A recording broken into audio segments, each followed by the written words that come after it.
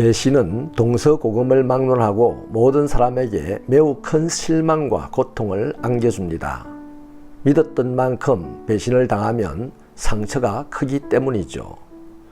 예수님의 12제자 중에 가롯신 유다는 특별한 선택을 받았습니다.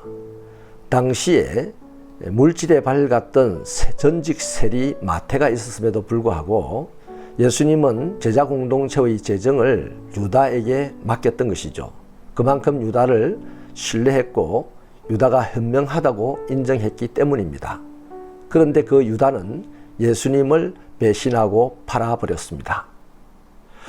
예수님은 이 사실이 괴로워서 내가 진실로 너희에게 이르노니 너희 중에 하나가 나를 팔 것이다 라고 말씀하셨고, 또 이어서 더 분명하게 말씀하시기를 내가 떡 한 조각을 적셔다 주는 자가 그 사람이다 라고까지 말씀하셨습니다. 사실 예수님이 이런 말씀을 하신 것은 유다가 그 말씀을 듣고 예수님을 팔려는 그 사악한 시도를 그치게 하고 싶었기 때문이죠. 마지막까지 유다에게 회개할 기회를 주시고자 이 말씀을 하셨습니다. 그런데 가룟 유다는 끝내 예수님을 배신하고 말았습니다. 이런 상황에서 제자들이 보여주는 반응은 어떻습니까? 가룟 유다가 배신할 것이다 라고 하신 예수님의 말씀을 전혀 알아듣지 못했습니다. 더 나아가서 예수님의 말씀을 유다에게 명절에 쓸 물건을 사라고 하시는 말씀으로, 또 가난한 자들에게 무엇을 나누어 주라고 하는 말씀으로 오해를 하였습니다. 유다는 빛이신 예수님을 버리고 어둠인 사탄에게로 가버렸습니다. 제자들은 무지해도 너무 무지하였습니다.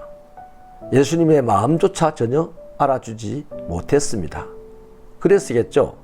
예수님이 잡히시던 날 밤 겟세마네 동산에서 기도하실 때 매우 고민하고 슬퍼하면서 제자들에게 이런 말씀을 하십니다. 너희는 여기 머물러 나와 함께 깨어 있으라. 하지만 제자들은 거기서 자버렸습니다. 그만큼 제자들의 영적 상태가 어두웠다는 것입니다.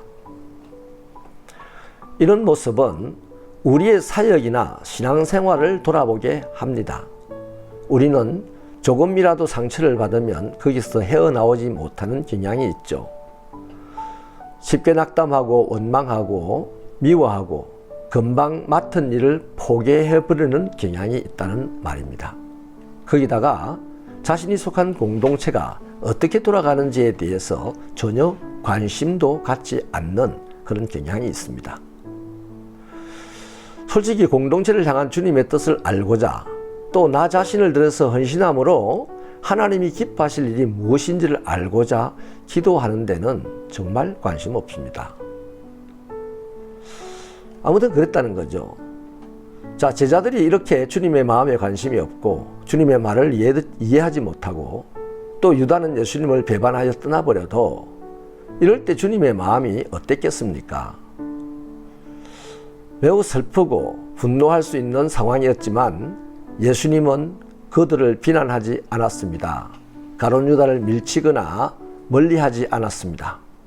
최후의 만찬까지 함께 하였죠.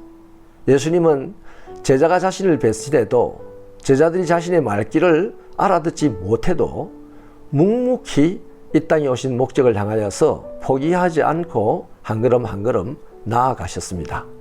왜 그럴까요? 그들을 사랑했기 때문입니다. 부족하고 미련해도 끝까지 포기하지 않고 믿어주고 기다려주는 것이 예수님의 사랑이지 않습니까? 그래서 바울 사도는 이 사랑에 대하여 설명하면서 제일 첫 시작을 오래 참고라고 하였습니다. 예수님의 이 사랑에 다시 한번 가슴이 뜨거워집니다. 솔직히 현대사회는 인스턴트 문화가 대세입니다. 그래서 너무 쉽게 사랑하고 너무 쉽게 헤어지고 또 너무 쉽게 포기해버립니다.